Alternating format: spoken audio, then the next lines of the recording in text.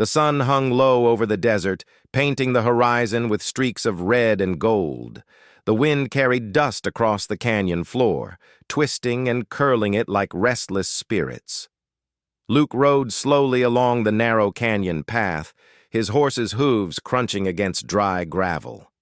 He had been traveling alone for days, following the faint trail of a group of outlaws rumored to be hiding in the region. His eyes, sharp and trained, scanned every ridge and shadow for signs of danger. The desert was a beautiful place, but it was also merciless, and Luke had learned long ago that beauty could hide death. As he rounded a bend, he froze. Something hung from a tree a little ahead. At first he thought it was a branch moving in the wind.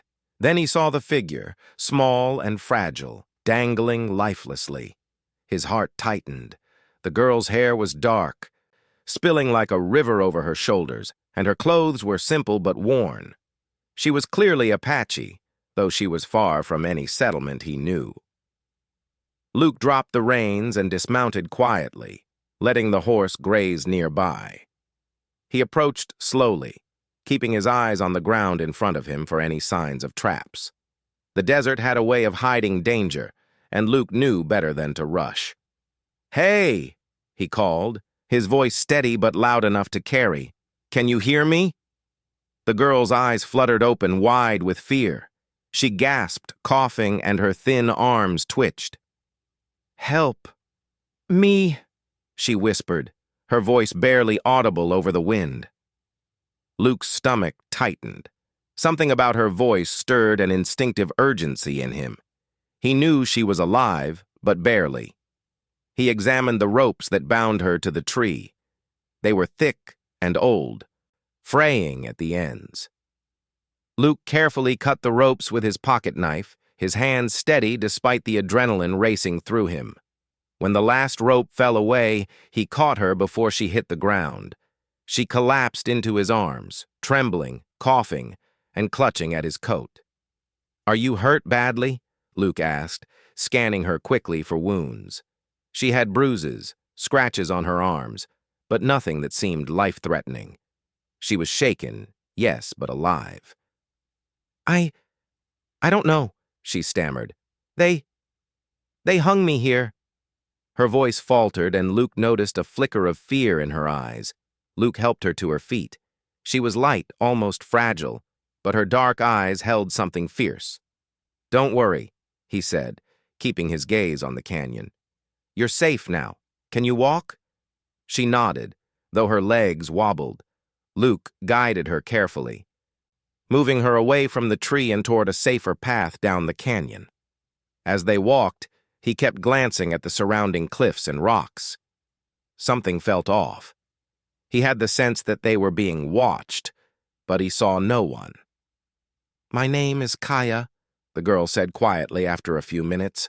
Her voice was steady now, though still trembling. I don't know why they left me hanging. Maybe they thought no one would find me." Luke nodded slowly, keeping his eyes on the canyon ahead. "You're lucky I came by when I did," he said. "Do you know who did this to you?" Kaya shook her head. I was captured by men from a rival group.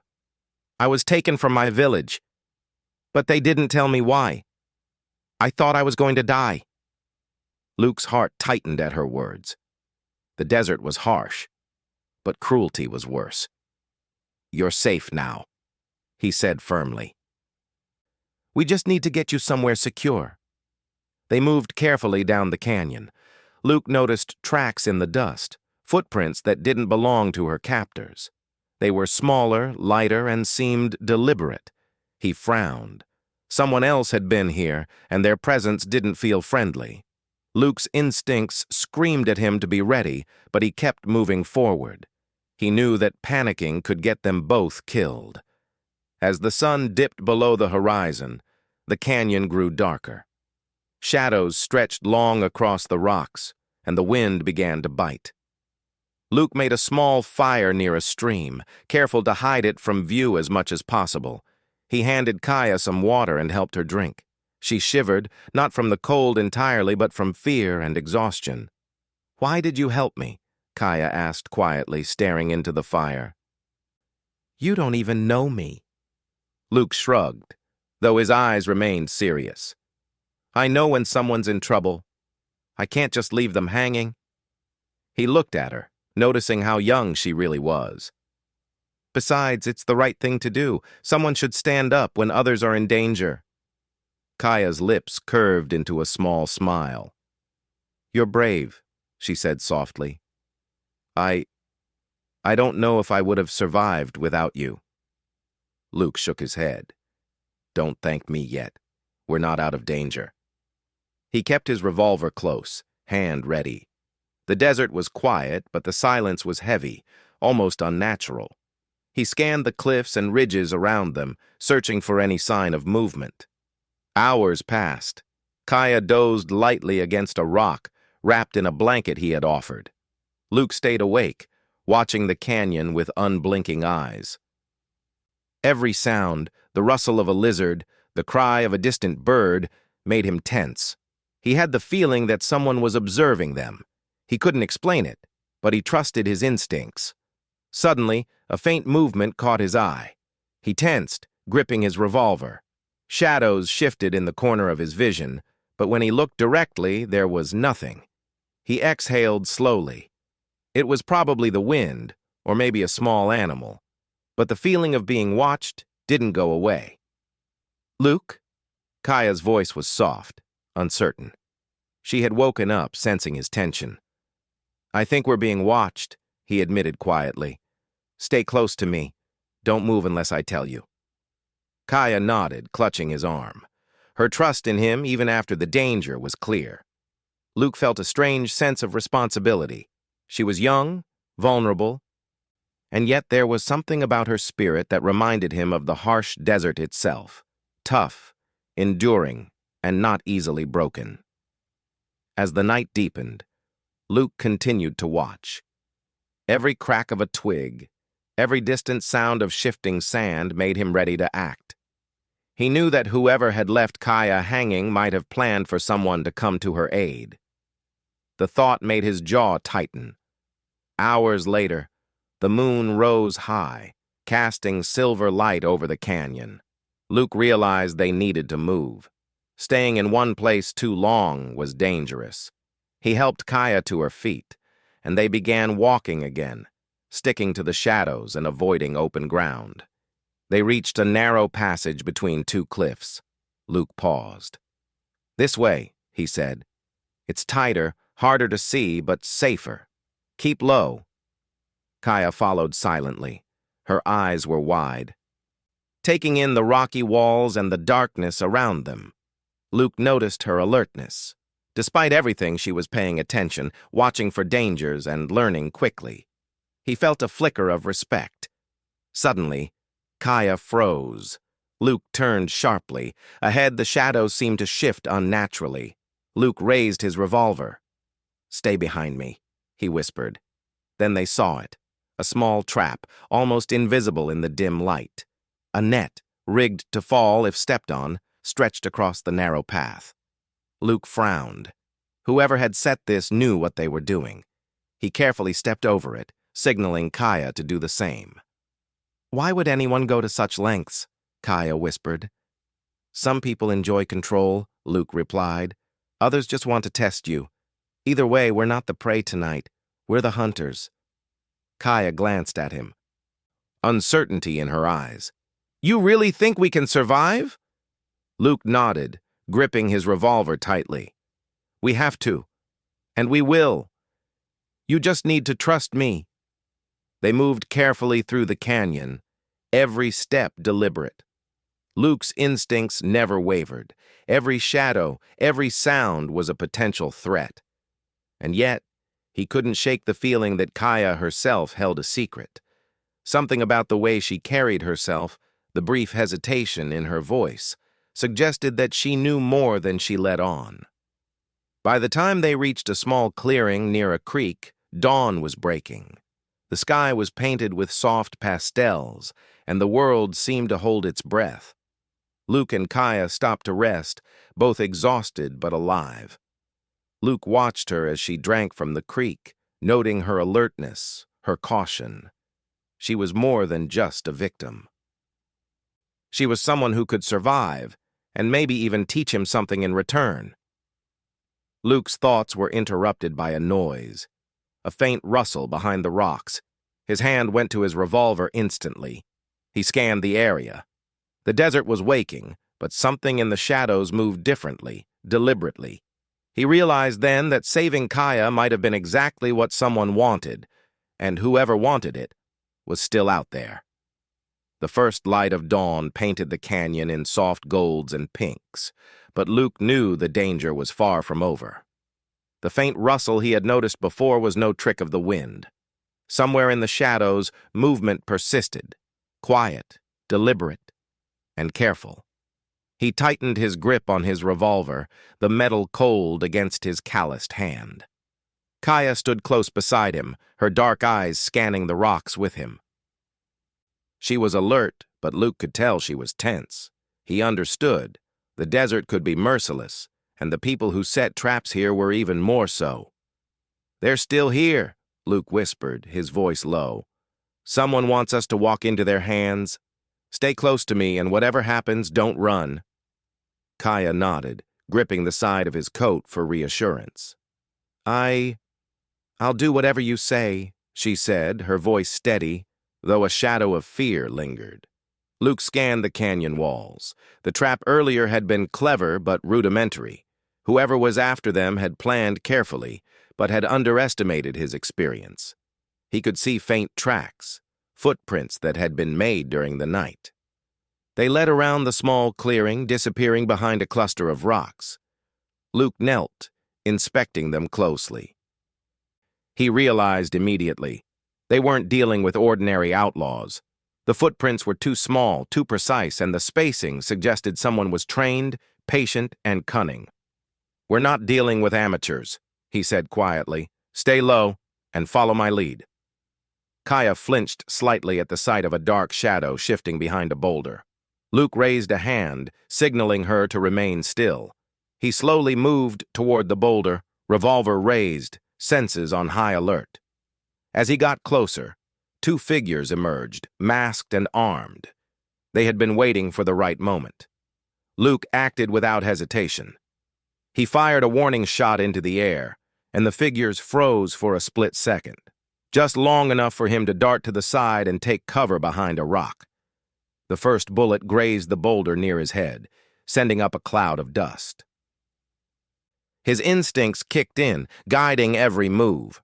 Luke peeked over the edge of the rock, spotted the attackers, and took careful aim. His shots were precise, targeting weapons and limbs to disable rather than kill. Kaya stayed behind him, crouched low, her hands trembling slightly. "Luke, what do we do?" she whispered. "Watch and learn," he replied quietly. "Stay behind me, and don't make a sound." The attackers tried to advance, but Luke's experience gave him the advantage. He rolled behind another rock, shooting again with careful aim, forcing them back. He noticed something strange. One of the attackers seemed hesitant, almost unsure. Luke realized this could be a clue. Perhaps they were expecting someone else to handle this, someone less skilled. The desert was a battlefield, but Luke had learned long ago how to use it to his advantage. Every rock, every ridge, every shadow became a tool. He guided Kaya silently through the terrain, moving in a zigzag pattern to avoid being an easy target. They used the small ridges as cover, and Luke kept his eyes on every possible angle. He could feel the tension in Kaya, but she was learning quickly. Her eyes were wide, but alert, and she mirrored his movements almost instinctively. They reached a narrow passage between two cliffs. Luke paused, listening carefully. From above, a rope creaked slightly, and a small net, rigged to fall, dangled. The attackers were trying to surprise them again. Luke's heart raced, but his mind was calm. He signaled Kaya to stay back and carefully disarmed the trap, cutting the ropes without triggering it. Kaya's eyes widened. You saw that?" she whispered. "I've seen enough traps in my life to know when they're meant for me," Luke said quietly. "Don't worry, you'll be fine if you keep following me." They moved through the passage, tense but unhurried. Luke's mind raced, anticipating every possible move. The attackers were skilled, but they had underestimated him. Every step, every sound, every shadow became part of a plan he hadn't spoken aloud. Kaya followed, silent and focused, learning from his experience. Suddenly, one of the attackers appeared ahead, trying to block their path. Luke reacted immediately, firing a quick shot into the ground near the man's feet. The attacker stumbled back, and Luke lunged forward, taking control of the moment. He grabbed the man's arm, twisting it to disarm him, and pushed him into the canyon wall. The attacker groaned, defeated but alive. "Move!" Luke shouted, and they continued down the narrow path. More shadows emerged, and more attackers tried to ambush them, but Luke had anticipated their every move. He and Kaya moved with fluid precision, using the canyon itself as a weapon. The attackers were forced into mistakes, tripping over rocks, getting caught in small traps of their own making. Luke's mind was a blur of calculations, movement, and strategy. By mid-morning, the last of the attackers either fled or were incapacitated. Luke and Kaya stood in a small clearing, both breathing heavily. The canyon was quiet again, but the tension lingered. Luke's eyes scanned the horizon, and he realized that what they had just survived was more than a simple ambush. It had been a test. Someone had wanted to see if he could save the girl and survive the danger. Kaya looked at him, a mixture of awe and relief in her eyes. I thought I was going to die," she admitted. "I didn't know anyone could survive that." Luke shook his head, brushing dust from his coat. "You just have to stay calm, think clearly, and trust your instincts," he said. "That's how you survive. You've got courage, Kaya, but courage alone isn't enough. You need strategy, too." She nodded, absorbing his words. "Thank you for saving me. I don't know how I can ever repay you." Luke smiled faintly. "You don't need to repay me. You just need to remember what we did here, and maybe, one day, use it to save someone else." They rested for a moment, drinking from the creek and catching their breath. The sun climbed higher in the sky, warming their backs. Luke could see the tension slowly leaving Kaya's shoulders, replaced by a quiet determination. She had survived, and now she understood a little more about what it took to survive in a harsh world. "Luke," Kaya said after a pause, "why did they set the trap? Why me?" Luke's expression hardened. "Sometimes people test others to see who is strong enough, who is smart enough, or who is brave enough. You weren't just a target. You were the bait. And I was the one they expected to fail. But we didn't." Kaya's eyes met his, and for the first time there was no fear. "We didn't," she repeated, her voice firm. Luke nodded. "We did, and that's what matters." As the day wore on, they began moving again, this time with less fear and more confidence. Luke taught Kaya small lessons as they walked. How to notice subtle changes in the terrain, how to anticipate danger, how to use the desert itself to protect them. She listened intently, her eyes wide with concentration. She was learning, and Luke could see that she was strong, not just in body, but in mind. By evening, they reached a small plateau overlooking the canyon. The view was breathtaking. Endless desert stretching in all directions, the sun setting behind distant mountains. Luke and Kaya sat down, exhausted but alive.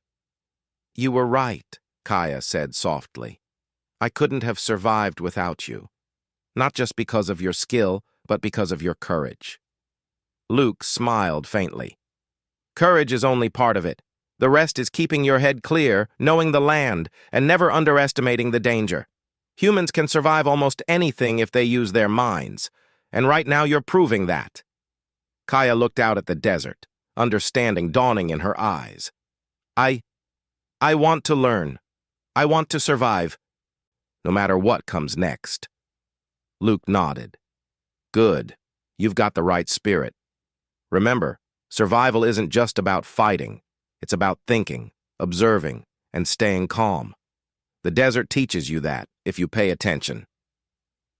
As the stars began to appear overhead, Luke and Kaya settled down for the night. The canyon was quiet now, the danger seemingly past, but Luke remained vigilant. He knew the world could be unpredictable, and danger could return at any moment. But for now, they were alive, stronger than before, and ready to face whatever came next together. In that quiet moment, Luke realized something important. Saving Kaya had been more than just an act of courage.